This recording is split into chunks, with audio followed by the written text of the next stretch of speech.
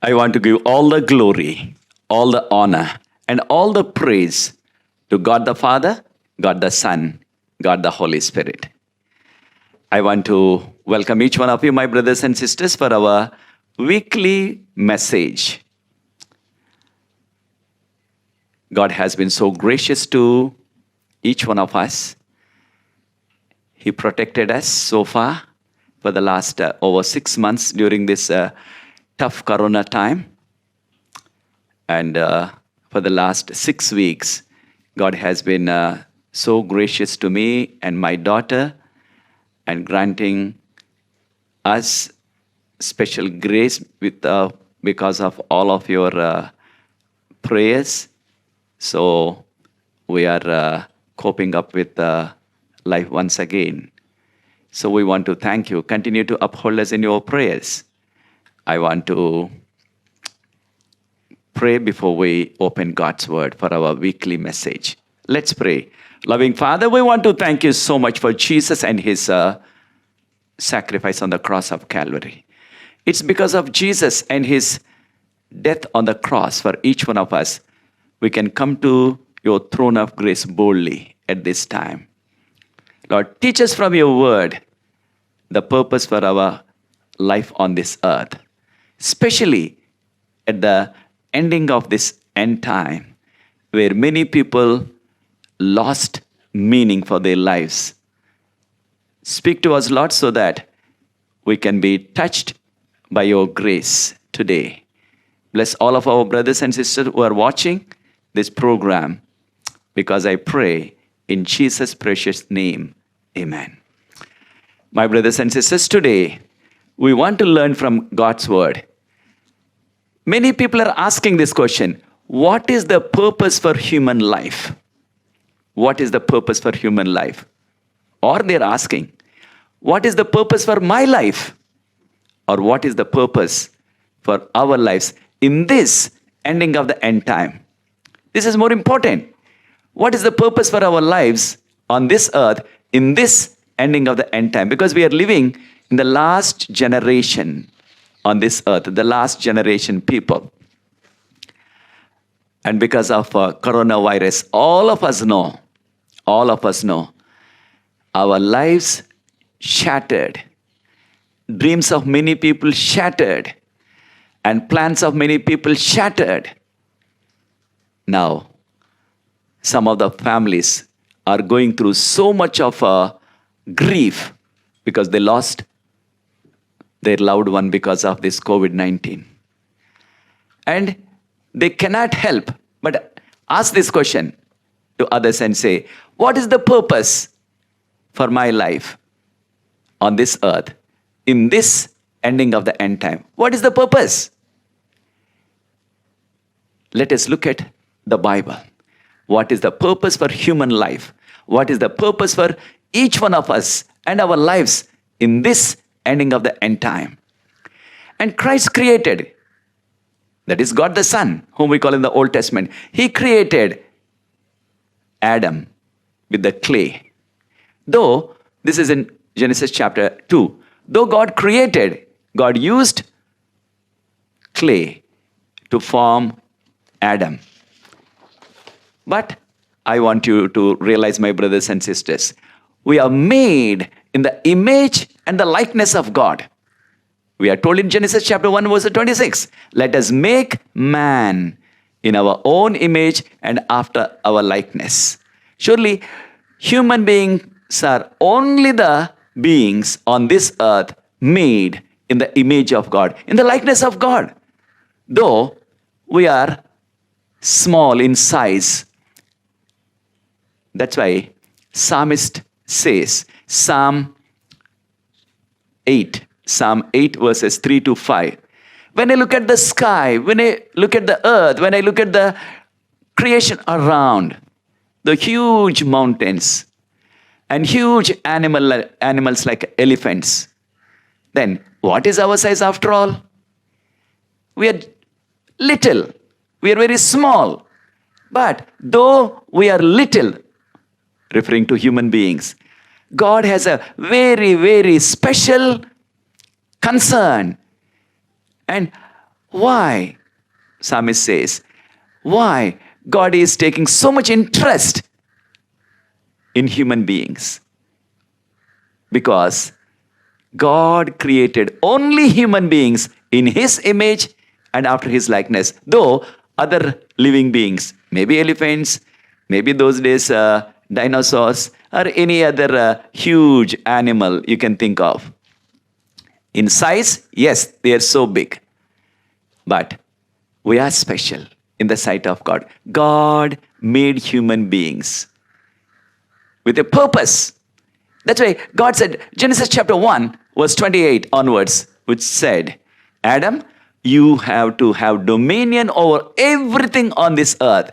God gave dominion. That means to rule over all the animals, all the birds, and every living being on this earth.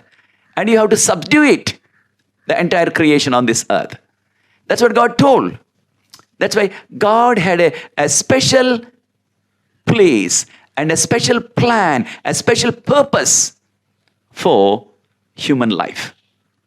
But when we look at the animals, yes, you look at this cow, and now cows give birth to the young ones, the calf, and now the mother, the cow, like other animals, also many other animals, and they feed their young ones with milk. They give milk, and when they grow up a little bit, they eat grass together, they drink water together. When they're tired, they rest together, and it goes on. And the time comes, that animal or a bird, then they die. Now, when we think of human beings, we also are born. We are also growing. Human beings also give birth, the woman, and babies grow, and they become teenagers and adults, and one day old. Then, what is the purpose? Is it the purpose like the animals? The purpose of the animals, every day, they wake up in the morning, or some of the animals maybe night time, according to their now pattern. Then they eat some grass, they eat some food, they drink some water, and they rest when they are tired, and they sleep also. And one day they die. Then what is the difference between human beings and animals? They also go through this similar process. But is it the same purpose for us also to wake up in the morning and to eat 2 times or 3 times or even more sometimes in this ending of the end time? People are eating more times, 5, 6 times. Maybe during the lockdown, there is nothing to do. And because not going for work, not going to school, not going to college, not going for business for a long time, then maybe eating more times. But whatever it is, then what is the purpose? At the end of our life, one day we die. Then what is the purpose in between? Between our life, between our birth and the death during the lifetime. What is the purpose? Let us look at the Bible. Let us look at the Bible. What does Bible say? Yes, God created us for a special purpose on this earth. And we are told, Isaiah chapter 43 verse 7, a very familiar passage in the Bible. Isaiah chapter 43 verse 7, which says, you are created for the glory of God. My brothers and sisters, we are created for the glory of God. And our lives should bring glory to God. Are you bringing glory to God or grief to God? My brothers and sisters, are we bringing glory to God through our lives or grief to God? Now, all of us know in the time of Noah, people did not listen to God. People did not obey God. Animals came into the ark. Birds came into the ark. And all creatures, 2 by 2, came into the ark. But human beings who saw them coming to the ark, they did not come. They did not have any change in their heart and mind. And we are told in Genesis chapter 6 verse 6, Genesis chapter 6 verse 6, God regretted for creating human beings. God regretted. Often I'm thinking, is God regretting about you and me in this ending of the end time? Why did I create this person? Why did I keep this person in this church family? Why did I keep this person in this important position? Is God regretting for keeping you there, keeping me there? Or is God happy like the family of Noah? Because Noah and his family, only the family in that generation obeyed God, believed God, and followed the instructions of God. What about you and me, my brothers and sisters? Do we also listen to God, obey His word, and follow His word? Or are we bringing so much of now sorrow to God? Now we are told, Revelation chapter 4, the 24 elders, Revelation chapter 4, 24 elders, especially Revelation chapter 4 verse 11, the last verse. And they were praising God by saying, you have created, O God, you have created us for your pleasure. You have created us for your pleasure. And I want to ask that question, what is the pleasure of God? What is God's pleasure? And what can we do to bring pleasure to God? And what can we do to please God? And we are told, Ezekiel chapter 33 verse 11. Ezekiel chapter 33 verse 11. And we are told, God says, I have no pleasure in the death of the wicked. I have no pleasure in the death of the wicked person. God has no pleasure in the death of any wicked person at any time, in any generation. But rather, God wants that wicked person to repent and to come to God. Anyone who repents and comes to God, that person will be saved. That person will have eternal life. That's why God's pleasure is everybody should repent and be saved. That is God's pleasure. We can also see 2 Peter chapter 3 verse 9. 2 Peter chapter 3 verse 9. And God is long-suffering and not willing that any should perish. God is long-suffering. That's why He is delaying a little longer. And He doesn't want anybody to perish, but to come to repentance. That is God's pleasure. That is God's pleasure. My brothers and sisters, are we bringing glory to God? Are we living to bring pleasure to God? Which means repenting from our sin.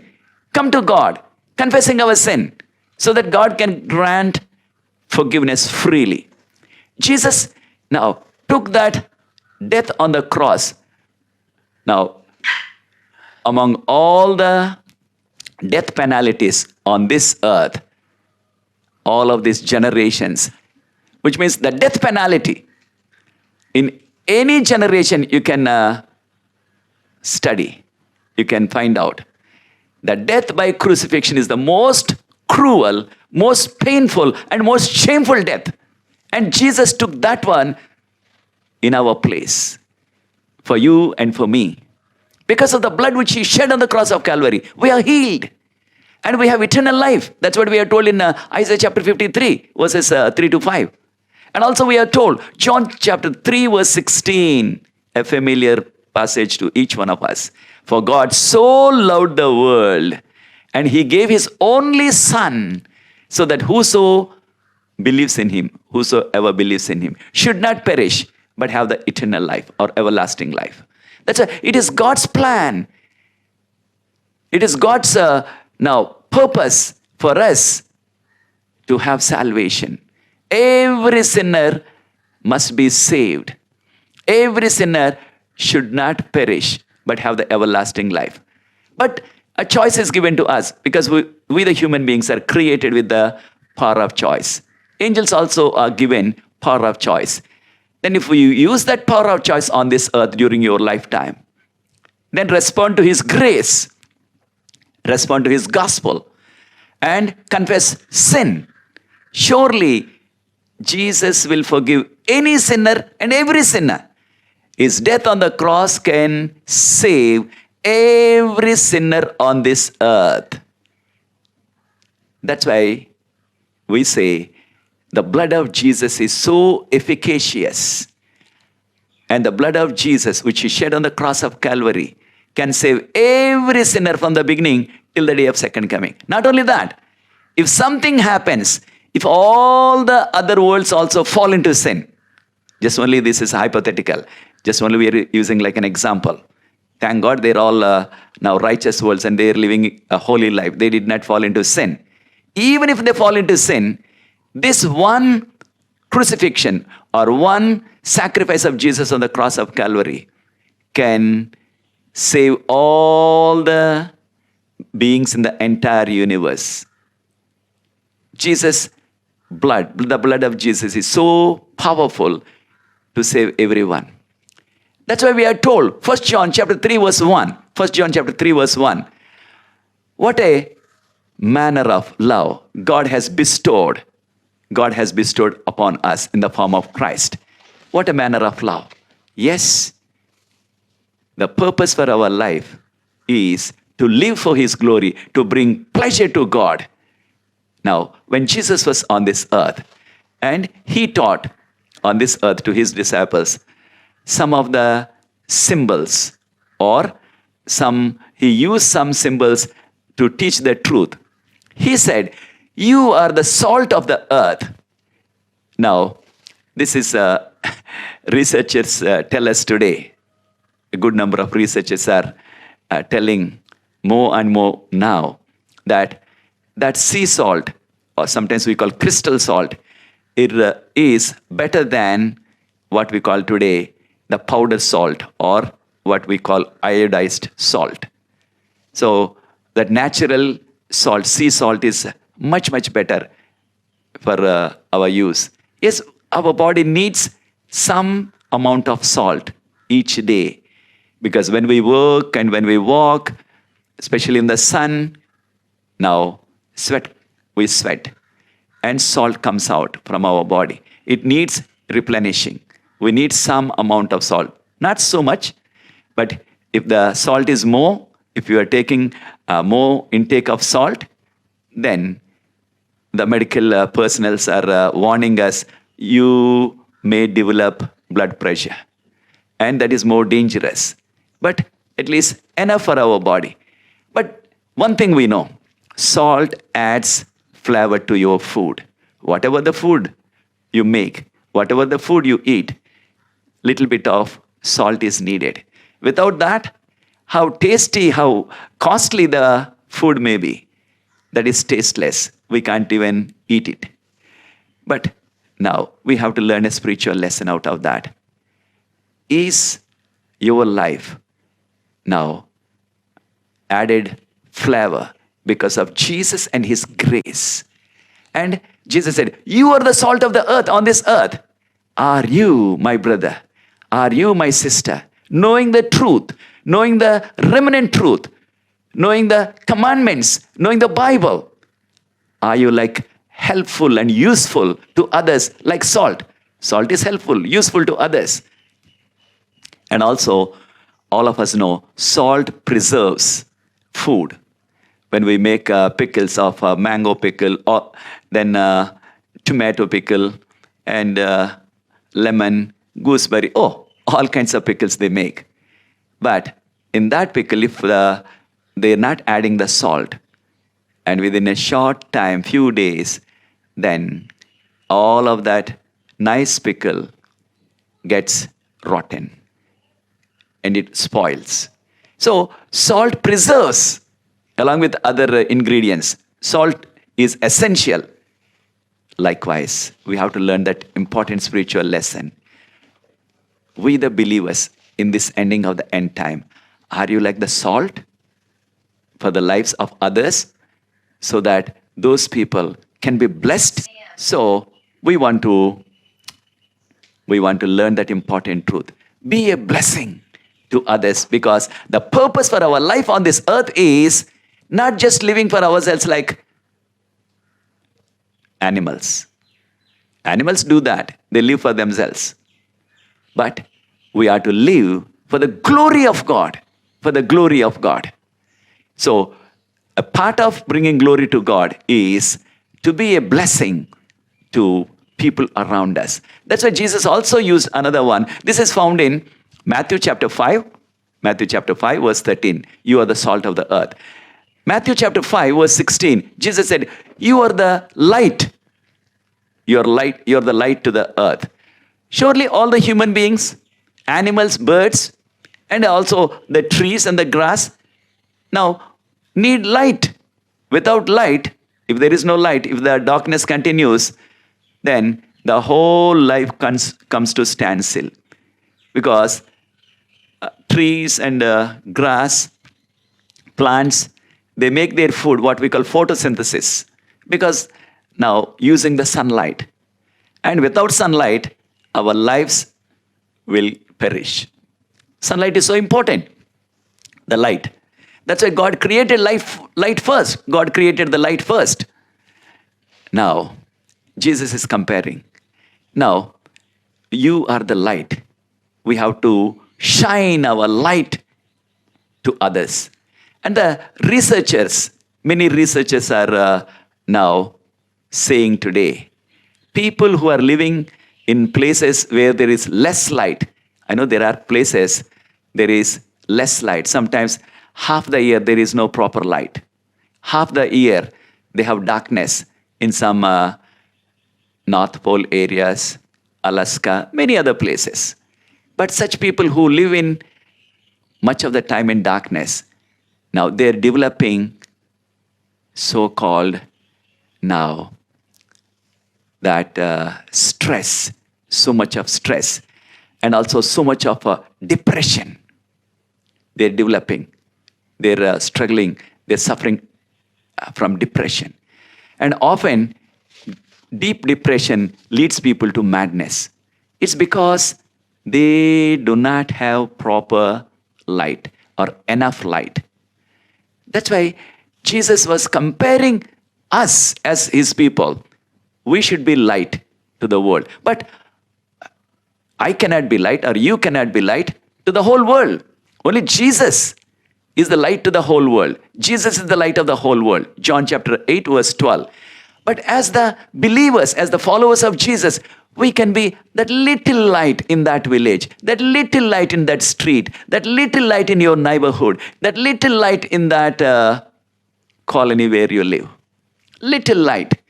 But though light is very small, sometimes when you have that power cut, then you may have only small candle. Because you are not prepared for that. Or you may not have even a candle. But to see something, or to check where is that candle, or to find that flashlight, then you may have a small matchstick. Then when you strike that one, when you light that matchstick, though it is a little, I tell you, that little light also so much blessing, so much useful. Like that, you and I in this ending of the end time can be that little light for Jesus in the community where you live. So that it will be a blessing for others. Now, if you look at Matthew chapter 5, 16, the last part, then Jesus said, let your light shine before people. Before people. And some translations say before men. That is to be taken as human beings, male as well as female. Let your light shine before people. So that what will happen? By looking at your good works. That means shining light means. Now, is it that people should carry a light always around and walk in the night time? Should we carry a light around and walk all the time? Not at all. But one thing is clear here. That is, now, let your light shine before people so that they may see your good works. They may see your good works. And what they will do by seeing your good works? They may glorify God who is in heaven. See what is now so important? When we shine for Jesus, when we live for Jesus, when we do good works in the name of Jesus, as God's children, when we do good works, those good works, people will look at, people will notice. Who are those people around? The heathen people around where you live. They will notice and say, they will bring glory to God, or they'll glorify God who is in heaven. So our good works will bring glory to God. Then immediately we may ask that question and say, what is that good work? Or what are those good works? What can I do which is counted by God as good works? People may ask this question. Surely, now, God gave us 10 commandments. God wrote and gave us 10 commandments. These 10 commandments are 10 promises. 10 promises for a blessing. And Exodus chapter 20, verses 1 to 17, we can read all the 10 commandments which God wrote with his own finger and gave to Moses on Mount Sinai. Then why did God write this one? All the other scriptures, God inspired the prophets to write. But 10 commandments, he wrote and gave. Because it's so essential, so important. So important. Now, then we may ask this question and say, if I keep all the 10 commandments, is it enough? Is it enough that do I bring glory to God? Do I live in glory to God? I know there are places, there are some churches, when they sing, they use the word glory, glory, glory, they say. They're clapping and singing. But if we say with only our mouth and say glory, glory, that will not bring much glory to God or any glory to God. We have to show it through our good life, good works. Along with this, following the 10 commandments. When we obey the 10 commandments, surely now we do only good things. We cannot do bad things if we are following the 10 commandments. Then, one young man, a Jewish young man, he was rich. He was young, he was rich, and he was a ruler already. And when he saw Jesus, when Jesus was visiting those places, then he came running to Jesus and he knelt down and saluted Jesus. So he had so much eagerness to come to Jesus. And also he had so much respect to this rabbi, he thought, master.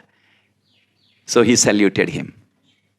That young, rich ruler asked this question, what must I do to inherit eternal life? And Jesus said, follow the commandments. Oh, with all the pride, this young man must be smiling and said, Master, I've been following all of these commandments from the time of my childhood. I'm following them. And now, Jesus did not rebuke him, saying, you're telling a lie. Or hypocrite, why are you saying that way? You did not follow the commandments. Jesus did not condemn him. Which means this young man must have definitely obeyed the commandments, followed the commandments. But Jesus said, though he kept all the commandments, one thing he was lacking. Jesus said, one thing you are lacking, only one thing, not two or three. Only one thing you are lacking. And that is, whatever you have, the property, you sell it and give it to the poor and come and follow me. Why did Jesus say, give it to the poor? Maybe because Jesus knows everything in and out. That's why Jesus knew that this rich man became rich by exploiting the poor people. Often this is what happens in the world. Somebody becomes rich by exploiting the poor people, not paying them now enough wages for their hard work whole day, or now encroaching their little property.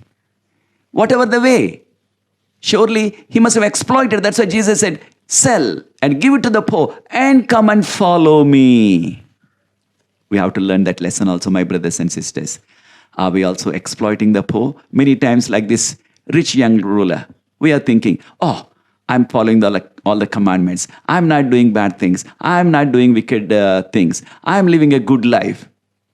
Yes, many times we give ourselves a good certificate, thinking that we are better than others. I'm righteous, more righteous than other person. Sometimes we have that comparison with many other people around in the church, in the community. But when Jesus said, now sell everything, give to the poor, and come and follow me. Now, this young man had so much of wealth. So now he left grumbling. He left grumbling. He never came back. Had he done what Jesus told him, had he now done and came and followed Jesus, he would have been one of those 12 disciples. His name would have been on the foundations of New Jerusalem. But he never came back. He never came back. But he followed all the 10 commandments.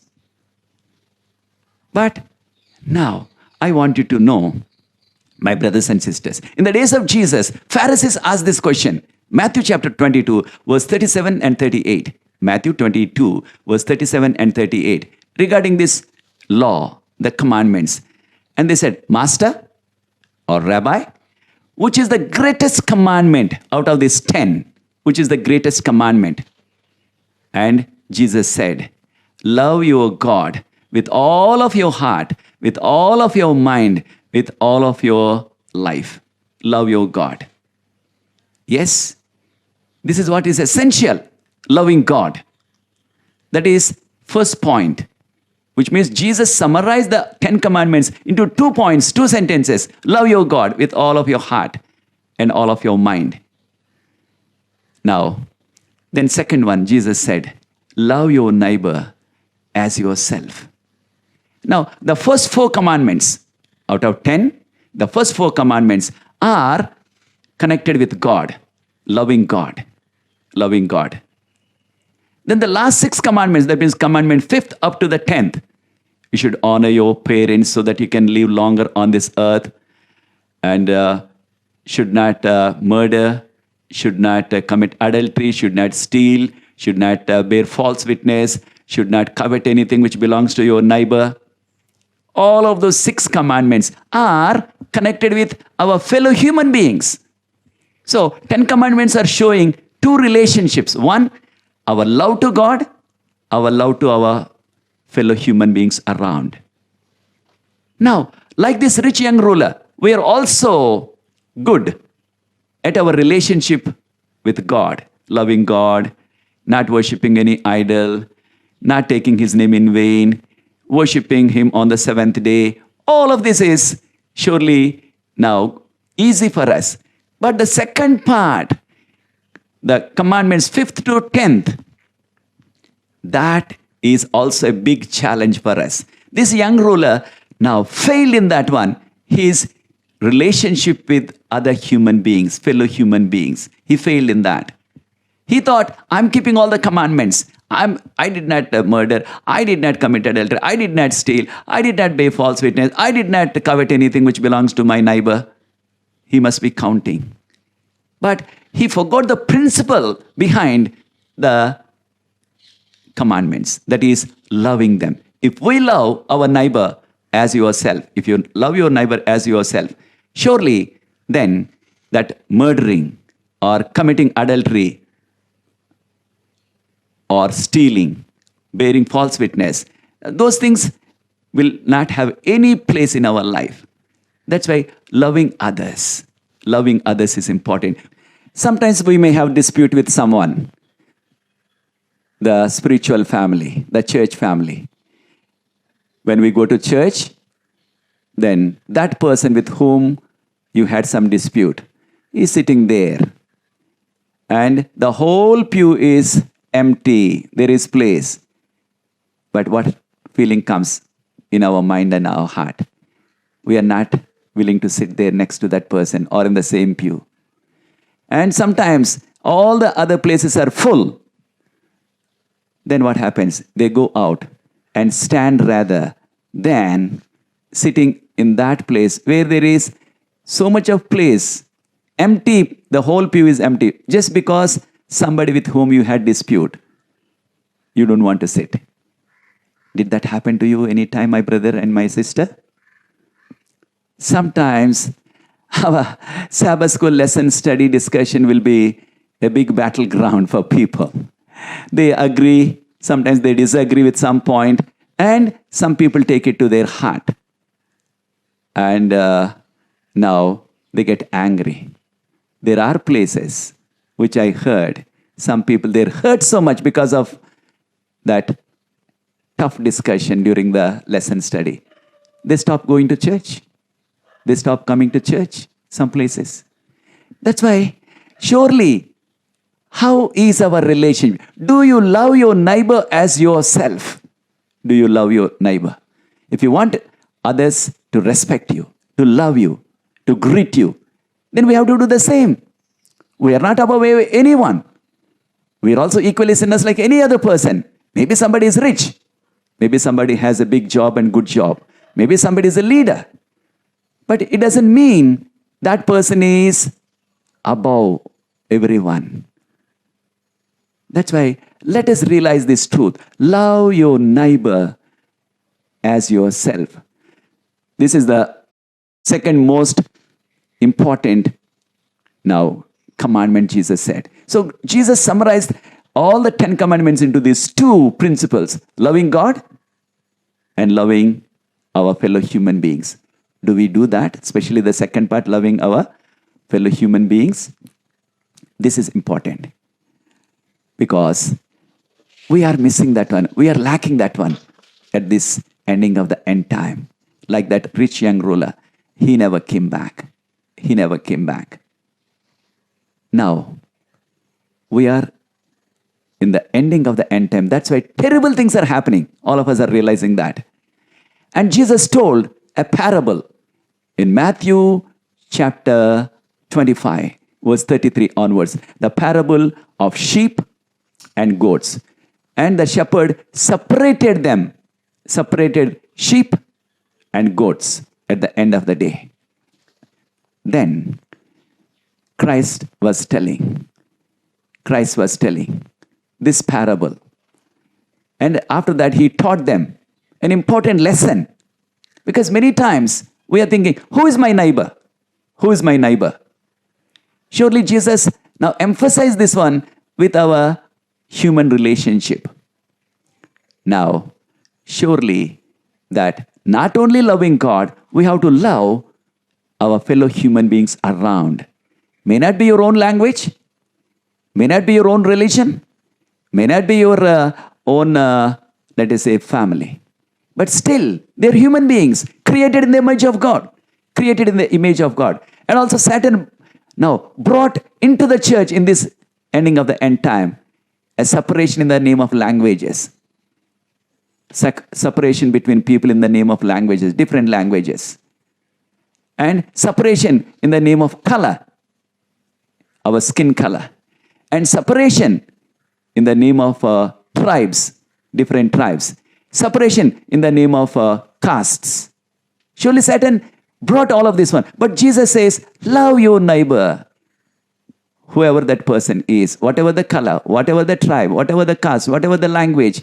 We have to love because they're also created by God for His glory.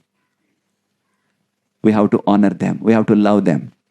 And after telling this parable of sheep and goats, and Jesus said,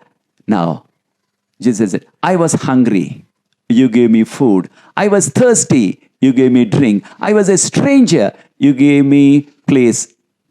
And I was sick, and you have visited me. I was in the prison, and you came and visited me.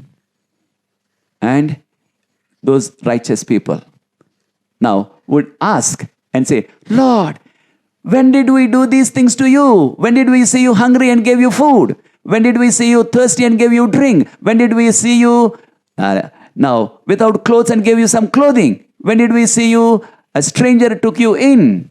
When did we see you sick and came to visit you? When did we see you in the prison? When did we come to visit you? When did we do this? We did not do that. But what did Jesus say? Matthew 25 verse 40. If you have done it to the least of these brethren, the least of the people, when they are hungry. Who are the least of the people? Maybe that poorest person in the street. Maybe that beggar in the street, hungry. Did you do something? Or thirsty? Did you give some water? Or cold and naked? Did you give some clothing? Now, Jesus said, if you have done it to any one of the least of these brothers and sisters, which means the poorest people, you have done it to me. You have done it to me. Then he also told the wicked people. Matthew chapter 25 verse 41 is so frightening. And Jesus told, Matthew 25 verse 41, depart, you people, cursed. You cursed people, you depart into everlasting fire, which we call a normal language, common language, hellfire. Depart, you're cursed people. And that hellfire is prepared for the devil and his angels. You have part in that, cursed people. And why did Jesus address them as cursed people? Matthew 25, verse 40 to 46. The same parable continued.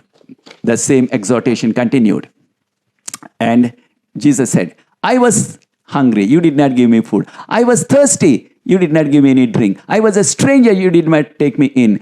And I was naked, you did not give me clothing. I was sick, you never came to visit me. I was in the prison, you never came to visit me. Then they asked him the question again. This group also asked him the question and say, when did we find you hungry? When did we find you thirsty? When did we find you a stranger? When did we find you sick or in the prison? When we did not do these things to you? Then Jesus said, you have not done it to the poorest of these persons or least of these brothers and sisters, the poorest people in the society. You have not done it to them. So, you have not done it to me. So, what is their now punishment? And Jesus said, Matthew 25, verse 41, depart into the everlasting fire prepared for devil and his angels. And also, now, Jesus also said, Matthew 25, verse 46. Matthew 25, verse 46. Now depart, because you did not do these things to the poorest of the poor people. That's why you are going to be punished with the everlasting punishment in the fire. But what about the righteous people? What about the good people? What about the people who cared for the poor and the needy? Then Jesus said, you will inherit now eternal life. The righteous will inherit the life eternal. The life eternal. Now, these are the good things. Maybe we can now, we can analyze, we can think and say, have we done something during this lockdown to any of these poorest people? During this lockdown for the last over 6 months, when there are tough times and tough lockdown in your area, and poor people could not go for daily wage work, poor people could not go for begging, the beggars, poor people could not now do anything, everything shut down. Now, by God's grace, you have enough food. By God's grace, you have enough clothing. Did you do something? Sure, we cannot help the whole city or everybody in the city or everybody in that town or everybody in that village. At least one person, are you able to touch with the love of Jesus? Did you show or did you shine the light of Jesus by doing good works of helping at least one of that poorest person struggling for at least some food for that day or some medicine for that day? Did you do something? Because Jesus said, let your light shine. Many times we are thinking, oh, let your light shine means, okay, we have to go into the slums here. We have to go into that now poor neighborhood. Then we have to sing songs and tell about Jesus. So this is what we call now evangelism. Or sometimes we think Branch Sabbath School, whatever the name you may have. Or sometimes we call lay activities. whatever you call it. We are thinking many times, that's good. Yes, we have to do that. But more than what you are singing and preaching and now telling about Jesus, along with that, we need to also care for the poor and the needy around. That's why Jesus said, let your light shine before people so that they may see your good works. Good works is to take care of the poor and the needy, which the rich young ruler failed to do it. What about you and me, my brothers and sisters? Are we caring for such needy people, poor people in our community? Then we know about the three angels' message. Revelation chapter 14 verse 7. And the first angel message is, fear God, give glory to Him. This is what it is. Fear God, give glory to Him. For the hour of His judgment has come. Why should we give glory? Because we need to give glory because we are not in right relationship with God. We are not having right relationship with our fellow human beings, loving God and loving fellow beings. Where you are lacking, my brother and sister, surely give glory to God because the hour of judgment has come. And also we are told the purpose for our life on this earth, in this ending of the end time, is Romans chapter 14 verse 12.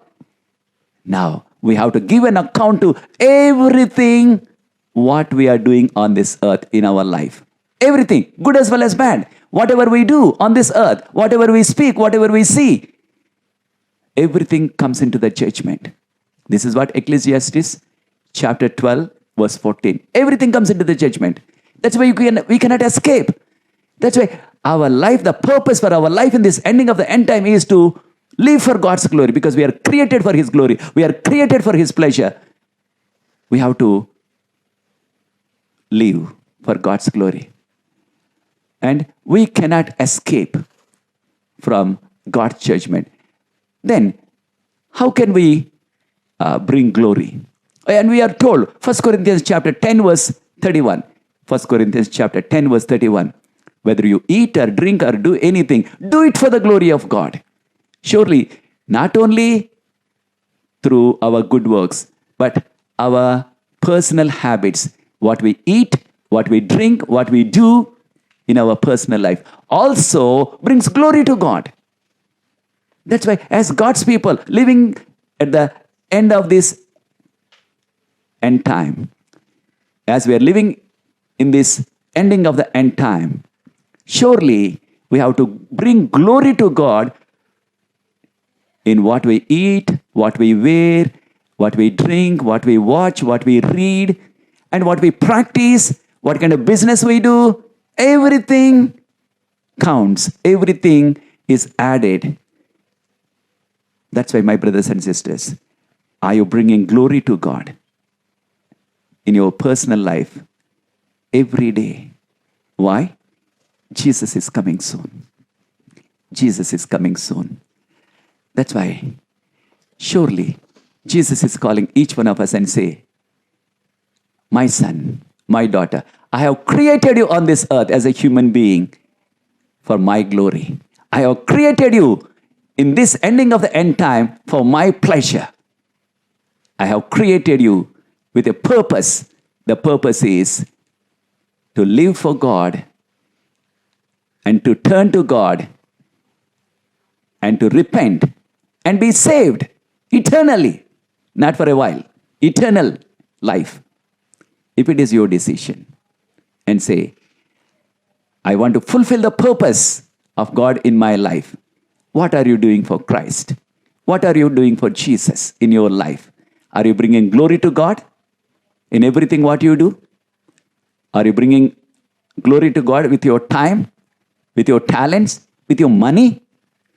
Oh, many times we say, yes, I'm paying my tithe, I'm paying my offerings. Sure, tithe is God's money. But other than the tithe, are you willing to do little bit more, something more, so that now you can bring glory to God, for God's glory, for God's ministry? Are you doing something extra other than your tithe and offering? Because Jesus is coming. Then where can we take our bank balance? Where can we take our property? Where can we take your apartment? Everything will perish on this earth. That's why surely now we have to bring glory and honor to God. This is the purpose of life. That's why, what is the purpose for human life? What is the purpose for our life in this ending of the end time? Is to bring glory and honor to God. Give glory to Him, because for the hour of judgment has come. And that hour of judgment has come or started in 1844, October 22. Now, this is over 176 years now, which means that judgment is about to finish. That's why we are living in the last few moments of this earth's history. Last few moments. The last few moments of this earth's history. And let us bring glory and honor to God and fulfill the purpose for which God created, so that God will be pleased with your life, not regretting, not feeling bad for creating you and me. But God will be pleased and say, this is my son, this is my daughter, bringing glory and honor to me and living to bring pleasure to me. My brothers and sisters, let our lives be a blessing to all the people around, like that little light in the darkness. Yes, we are in this sinful world which is full of darkness. Sin is compared with the darkness, but the light, that is gospel, is compared with the light. That's why Jesus is the light of the world. Let that remnant truth, which you know, which you believe, shine before people, so that not only giving Bible study and preaching, along with that, we need to also take care of the poor and the needy, what all we can. What all we can. Little things, little water, little food. Yes, we can do that, at least for someone.